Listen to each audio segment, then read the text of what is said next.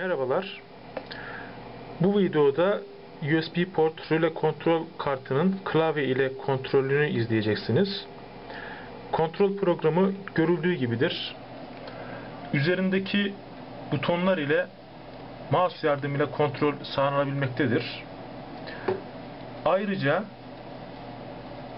bu program klavyeden de rölelerin kontrolüne imkan verir.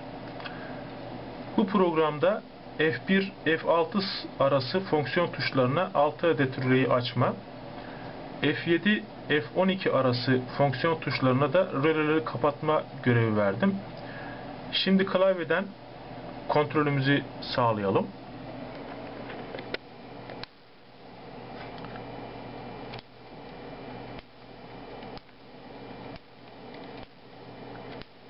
Evet, 6 adet rölemiz F1, F6 tuşları vasıtasıyla açıldı.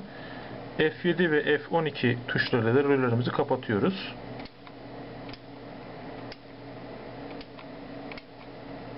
Evet, çalışma şekli bu şekilde.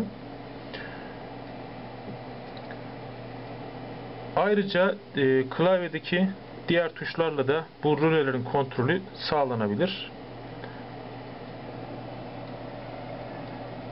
İzlediğiniz için teşekkürler.